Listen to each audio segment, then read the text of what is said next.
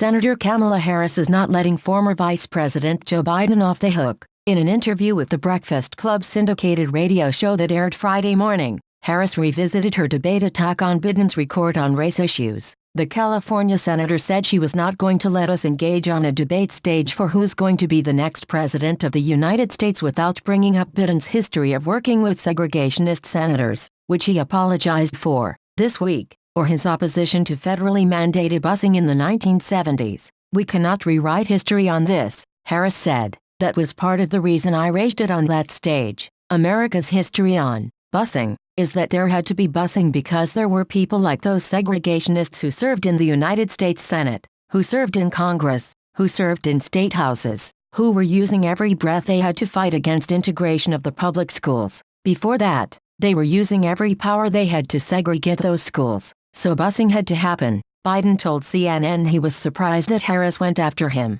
but the strategy seems to have paid off. Harris has risen in the polls and raised more than $2 million since their showdown. Expect to see other candidates emulate that aggressive approach later this month at the second Democratic debate in Detroit. During the 2008 presidential primary, Barack Obama's advisors urged him not to talk explicitly about race. They worried the young senator with the Kenyan father and Muslim-sounding name might alienate moderate white voters. It wasn't until Obama's association with the controversial pastor Jeremiah Wright threatened to sink his campaign in March of that year that he finally, begrudgingly, tackled the issue head-on. A lot has changed since then. This time around race is playing a bigger, more open role in the Democratic primary than ever before, a fact that became strikingly apparent this week when Pete Buttigieg, the very young, very white mayor of South Bend, Ind, released a multi-pronged plan to combat systemic racism in America by doing everything from promoting Black history and culture and ensuring Washington,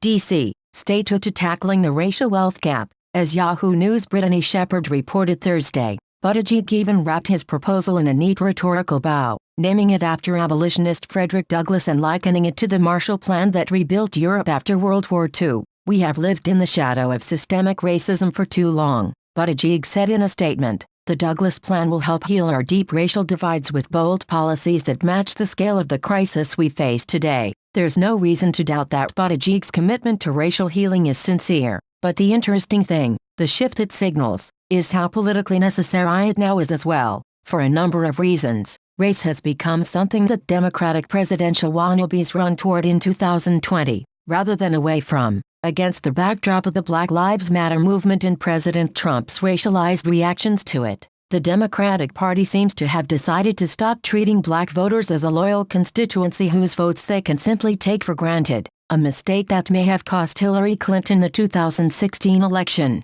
Factor in the most diverse field ever, with two prominent Black candidates, Kamala Harris and Cory Booker, competing with Joe Biden, the first vice president to serve alongside a Black commander-in-chief, and you wind up with the most heated battle for Black voters in presidential primary history. It's the reason why Buttigieg is responding to his near non-existent support among African Americans and police controversies back home in South Bend with a sweeping plan meant to help him deserve to win over Black Americans. As he recently put it, it's why Elizabeth Warren is explicitly emphasizing the racial dimensions of her many policy proposals, from housing to health care to higher education. It's why Julian Castro wants to attack over aggressive policing, and why Cory Booker is pushing baby bonds. It also why Harris, this year's leading Black candidate, did a very un-Obama-like thing in the first round of Democratic debates, kneecapping Biden on busing and his nostalgia for a time when liberals could compromise with segregationists in the Senate. The move immediately demonstrated the power of the Black vote. According to a new Reuters Ipsos poll,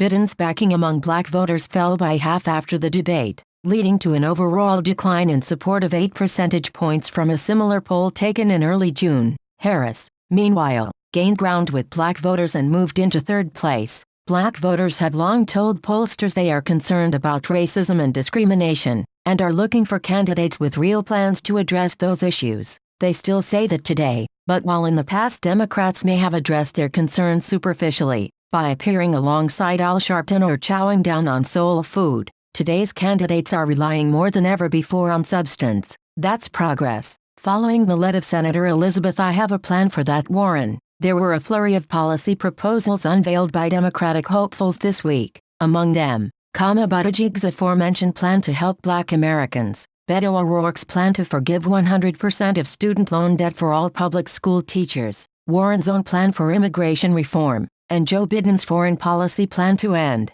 family separation at the U.S. southern border, Trump's travel ban and forever wars in the Middle East. In a speech laying out his plan in New York City on Thursday, Biden said the United States only has one opportunity to reset this democracy after Trump. If we give Donald Trump 4 more years, we'll have a great deal of difficulty if ever being able to recover America's standing in the world and our capacity to bring nations together, Biden said. It'd be catastrophic to our national security and to our future. We can't let it happen. Yet Biden failed to mention his own support for the Iraq War. Years later, Biden said it was a mistake to give then President George W. Bush the authority to wage war. Washington Governor Jay Inslee, who was campaigning in New York City on the morning of Biden's speech, said the former vice president should have used the opportunity to apologize for his vote. Judgment is important, Inslee said, and a misjudgment could be fatal in this regard. Here's something that should keep Democrats up at night. In 2020, the party's presidential nominee could recapture the big, historically blue states of Pennsylvania and Michigan, but still lose the Electoral College by 2 votes, 270-268, if Donald Trump holds all the states he won in 2016, including Wisconsin, another state Democrats usually carry but where Trump eked out a victory by less than 1%. This isn't some far-fetched scenario. For Democrats, Pennsylvania and Michigan are riper demographic targets than the Badger State, where the electorate is heavier on Trump-friendly, non-college educated whites and lighter on, largely anti-Trump, African Americans. In the blue wave midterm elections of 2018, Dems swept the governorships of Pennsylvania and Michigan by double-digit margins, and they flipped Wisconsin by a single percentage point. In Wisconsin's only statewide contest since then, a conservative state Supreme Court candidate upset his liberal opponent, and when Priorities USA, America's largest Democratic super PAC, recently projected the 2020 results, it said that if the election were held today,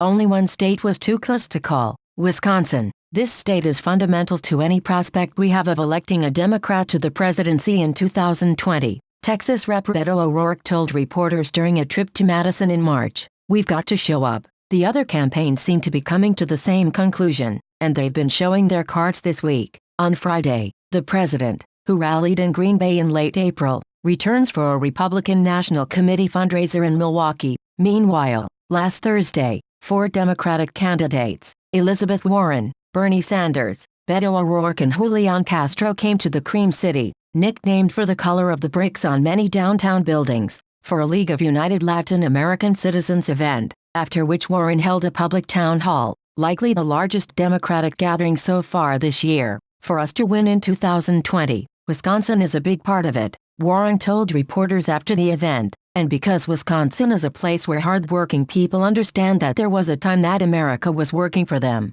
But today we've got a government that works for the rich and powerful. So how do Democrats plan to win Wisconsin back? Earlier this week, Yahoo News West Coast correspondent Andrew Romano spoke to new Wisconsin Democratic Party Chair Ben Wickler and got an exclusive preview. The full story is here, but the short version of the strategy is: 1. Out-organize the opposition and double down on organizing in communities of color and rural communities, including where they overlap. The model is Obama 2008, with its infrastructure of paid field organizers, neighborhood teams and local volunteers. 2. Fight the election on issues like Medicaid expansion, health care, public education and infrastructure, where Democrats have tremendous strength and public support, and to start early by not just showing up 3 months before the election, but partnering with community leaders and other organizations to build relationships and shape the terrain a year and a half out, between elections. 3. Upgrade the technological capacity of a state party that still uses paper packets when knocking on doors to include cutting-edge mass texting services and mobile organizing apps. This is it, Wickler says. This is why I ran for chair. Wisconsin is ground zero for 2020.